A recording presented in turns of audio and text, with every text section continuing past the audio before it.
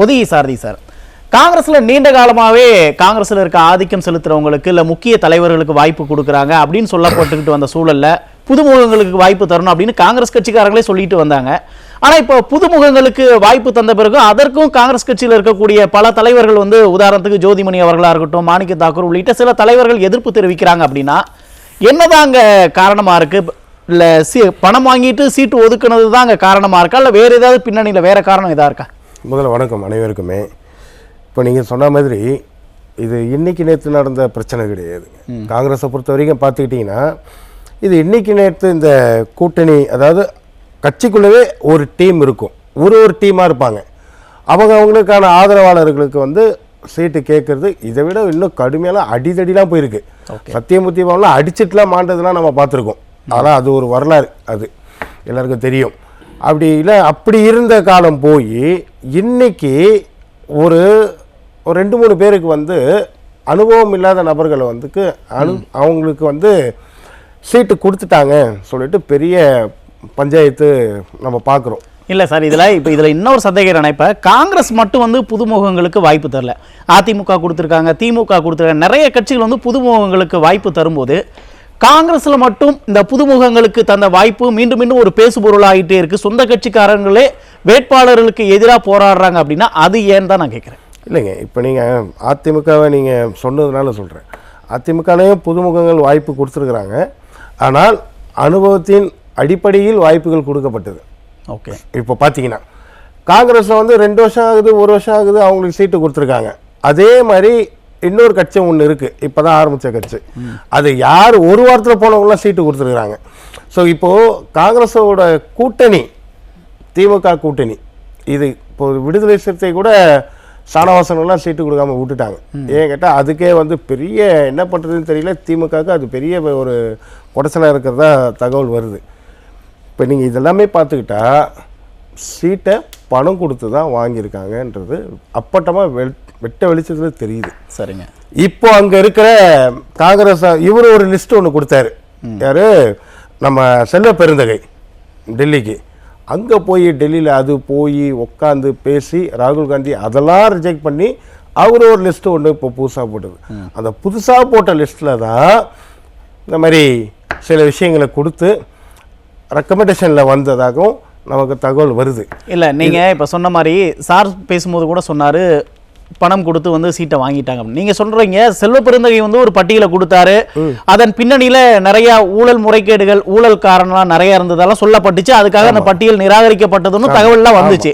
இப்ப டெல்லி தலைமை தான் ஒரு பட்டியலை தயார் செய்து வேட்பாளர் பட்டியலை அறிவிக்கிறாங்க. அப்படின்னா அப்ப கட்சி தொண்டர்கள் அதை ஃபாலோ பண்ணி தான் ஆகணும். அதாவது ஏத்துக்க மனம் இல்லை தொண்டர்களுக்கு. ஏன் கேட்டால் அவனும் கொடி பிடிக்கிறான்ல, அவனும் போராடுறான்ல.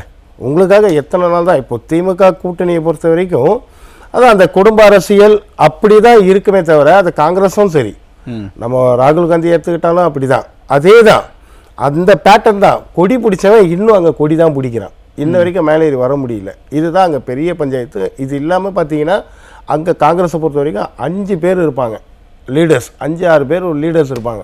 அந்த லீடருக்குன்னு தனியாக ஒரு கூட்டம் இருக்கும். யாருக்காச்சும் ஒருத்தர் மாற்றி கொடுத்தாலும் இவங்க அதை அப்ஜெக்ஷன் பண்ணுவாங்க. இது சென்ட்ரல்ல நடக்கிறது. இன்னைக்கு நேற்று நம்ம பார்க்கல, இதெல்லாம் அடித்தடி. அதான் கேட்குறேன். இப்போ காங்கிரஸ்ல ஆதிக்கம் செலுத்தக்கூடிய தலைவர்கள் சிலர் இருக்காங்க. ஒன்று அவங்க நிற்பாங்க, இல்லைன்னா அவங்களோட வாரிசுகள் நிற்பாங்க, இல்லைன்னா அவர்களுக்கு கூட தொடர்புடையவர்கள் நிற்பாங்க அப்படின்னு தான் இருந்துச்சு. இப்போ புதுமுகங்களுக்கு வாய்ப்பு தராங்க அப்படின்னா அது இந்த வாரிசு அரசியல் முறையை ஒழிக்கிறாங்க. ஏன் அப்படி அந்த கோணத்தில் நம்ம பார்க்கக்கூடாதா? அதுதான் அந்த வாரிசு, அதாவது வாரிசு அரசியலுக்கே இவங்க பேக் போனாக இருந்து, அந்த வாரிசு அரசியல் தான் பேக் போனாக இருந்து குற்றச்சாட்டுகள் நிறைய பேர் சொல்கிறாங்க. இவங்க அந்த புது அரசியல்வாதியை சப்போர்ட் பண்ணுறாங்க. ஸோ இவங்க வாரிசு அரசியல்ன்றது நேரடியாக பேச முடியாதனால இவங்க சப்போர்ட் பண்ணி பண்ணுறாங்கன்றது சில இடத்துல குற்றச்சாட்டுகள் இருக்குது. ஆனால் இதெல்லாமே எப்படி தேர்தல் பணி இன்னும் ரொம்ப ஷார்ட் டைம் தான் இருக்குது. ரொம்ப ஏன்டா பிரச்சாரங்கள் அதிமுக பொறுத்த வரைக்கும் நம்ம களத்தில் போயிட்டுருக்கோம். ஆனால் இது இன்ன வரைக்கும் அந்த கூட்டணி கட்சிகள் அடுத்த கட்ட நடவடிக்கை போக முடியாத காரணங்கள் என்னென்னா, மக்களிடையே இதையே நீ இப்போ இங்கே பேச முடியாது. உட்கட்சி பூசல்னால தான் வெளியில் களத்துக்கு வர முடியாது. சீனியர் விட மாட்டாங்க. அந்த இடத்துல சீனியர் ஒருத்தர் இருப்பார் இல்லையா, காங்கிரஸ்காரர், அவருக்கு தான் சீட்டுன்னு கேட்குறாங்கல்ல, அந்த இடத்துல ஒரு 100 பேர் இருப்பான்.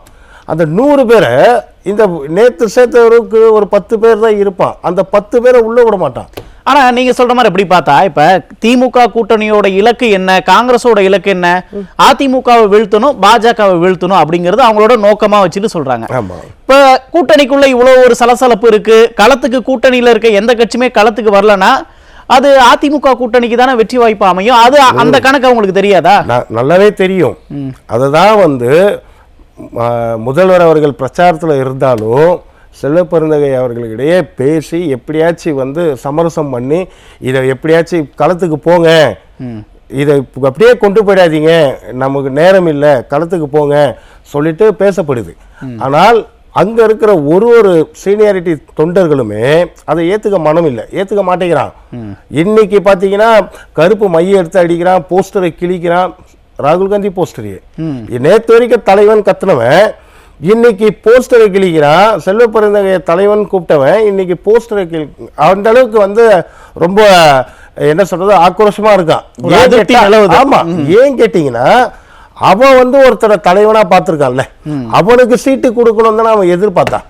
நேத்து வரைக்கும் அவனோட நம்பிக்கையை நீங்க காசை வாங்கிட்டு இன்னைக்கு காசை வாங்கிட்டு அந்த நம்பிக்கையை உடைச்சிட்டீங்கல்ல, அவன் எப்படி களத்துல போய் இறங்கி வேலை பார்ப்பான்? ஆனா அப்போ புரியுது. இப்ப காங்கிரஸ்க்குள்ள இவ்வளவு ஒரு அதிருப்தி இருக்கு, உட்கட்சி பூசல் இருக்குன்னு சொல்றீங்க. காங்கிரஸ் மட்டுமல்ல, இன்னைக்கு விசிகாவில் ஆளூர் ஷானவாஸுக்கு சீட்டு கொடுக்கல அப்படின்ட்டு அவர் சில திமுகவினரோட அவரோட ஆதரவாளர் சேர்ந்துக்கிட்டு ஒரு விசிகாவுக்கு ஒரு அழுத்தம் தரதா சொல்லப்படுது. மதிமுகவோட 4 சீட்டுகளுமே இன்னைக்கு உதயசூரியன் சின்னத்துல நிக்கிறதுனால அவங்களும் களத்துக்கு வரல அப்படின்னு சொல்லப்படுது.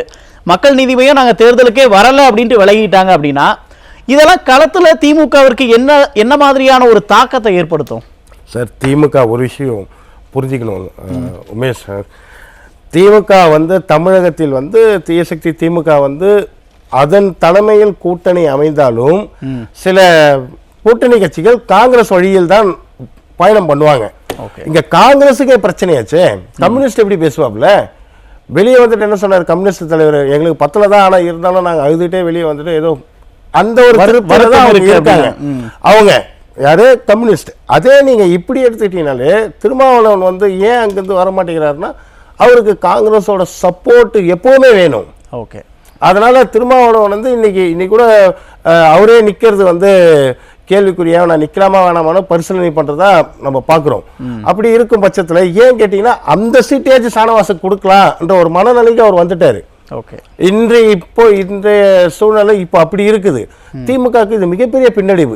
ஏன் கேட்டீங்கன்னா ஏற்கனவே எல்லாருமே வந்தவங்க, சென்ட்ரல்ல இருந்து வந்தவங்க எல்லாருமே காரி துப்பிட்டாங்க. யார? தீயசக்தி திமுகவை. சட்டம் ஒழுங்கு சரியில்லை, இவ்வளவு 80,000 கோடி கிட்ட காசை வாங்கியிருக்கீங்க, ஜிஎஸ்டி காசெல்லாம் வாங்கி சாப்பிட்ருக்கீங்க. கணக்கெல்லாம் இன்னைக்கு மத்திய அமைச்சர் பிஎஸ் கோயல் அவர்கள் ஒரு விளக்கத்தை கொடுத்தாரு. இந்த சூழல்ல திமுகவால் அடுத்து என்ன பண்ண போறன்றதும் தெரியல. கூட்டணி கட்சிகளையுமே அந்த அளவுக்கு மக்களிடையே போய் ஆதரவு கேட்கக்கூடிய அளவுல இப்ப கூட்டணி கட்சிகளுமே இல்ல. சில இடத்துல பாத்தீங்கன்னா வெறும் திமுக கூடியா கட்டினதான் நான் கேள்விப்பட்டேன். ஆனா புரியுது. நம்ம ஜோதிமணி அவர்கள் சொன்ன கருத்து நம்ம பார்த்தோம்னா, தமிழ்நாடு மாநில காங்கிரஸ் தலைவருக்கு காங்கிரஸோட எதிர்காலம் பத்தி ஒரு அக்கறையே இல்லை, நாங்க அந்த பேரழிவை தடுக்க முயற்சி பண்ணா அதுல நாங்க தோல்வி அடைஞ்சிட்டோம் அப்படிங்கிற துணியில பேசுறாரு.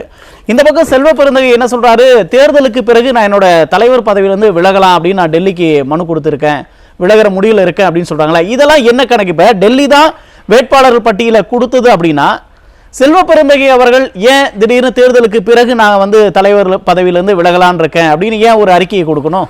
அதாவதுங்க, காங்கிரஸ்ல இருந்த அனைத்து தலைவர்களுமே அதுல காங்கிரஸ்ல இருந்து பயணம் செய்தவர்கள் தான்.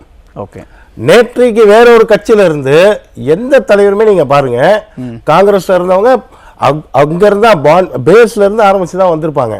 நேற்றைக்கு வேற ஒரு கட்சியில இருந்து வந்த ஒரே தலைவர் யாருன்னு கேட்டா இன்றைய காங்கிரஸ் தலைவர் செல்வப்பெருந்தகை தான். நம்ம பதிவு பண்ணலாம். ஏன் கேட்டீங்கன்னா அவருக்கு காங்கிரஸோட பேஸ் என்னன்னு தெரியாது, யாருக்கு என்ன சீட்டு தரணும்னு தெரியாது. இப்போ நீங்கள் இளங்கோவன் இருந்தார், அதுக்கப்புறம் ஜி.கே. வாசன் அவர்கள் இருந்தார், அதுக்கப்புறம் நிறைய பேர் நீங்கள் எடுத்துக்கலாம். ஸோ காங்கிரஸோட முன்னாள் தலைவர்கள் எல்லாமே இவங்க எல்லாமே காங்கிரஸுக்குள்ள போராடியவர்கள். இவங்க எல்லாமே இவருக்கு எதுவுமே தெரியாது. இவர் யாரை வச்சு இப்போ பேசுவார்? எல்லாமே அங்கே நான் தான் ஆரம்பத்தில் சொன்னேன்ல, ஒருத்தருக்கும் ஒரு கூட்டம் இருக்கு. அந்த கூட்டத்தை இவரால் சமாளிக்க முடியாது. இப்போ கடைசி கட்டத்துல என்ன ஆகுது, கோஷ்டிகள் இருக்கு, அதை சமாளிக்க முடியாது, இப்போ சமாளிக்க முடியல. இப்போ கடைசியில என்ன ஆயிடுச்சு, இவரால முடியவே, இவர் சொன்னா கேட்க மாட்டேங்கிறான்ற ஒரு கட்டத்துல வரும்போது இவங்க என்ன பண்றாங்க, சரி இதுக்கப்புறம் வேற வழி இல்ல. காங்கிரஸ் வந்து செல்வ பெருந்தகை அவரோட கட்டுப்பாட்டுல இல்லாத விளைவுதான் இந்த முடிவா? அதுதாங்க. இப்போ அந்த 5 பேருமே கேட்க மாட்டேங்கிறாங்களா தலைவர்கள். ஓகே, நீ என்ன நேத்து வந்த, நீ என்ன வந்து நீ வந்து கைட் பண்றது என்ற ஒரு கேள்வி எழுது.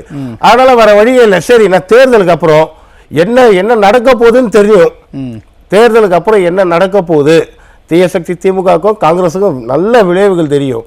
அதனால நானே தார்மீகமா ராஜினாமா பண்ணிடுறேன் என்ற ஒரு வார்த்தையை ஏன் பதிவு பண்றாருன்னா, அவர் ஒரு சேஃப் ஜோன்ல இருக்கிறாரு. நான் சொன்னல இந்த பிரச்சனைனால நான் விலகிடுறேன் என்றது.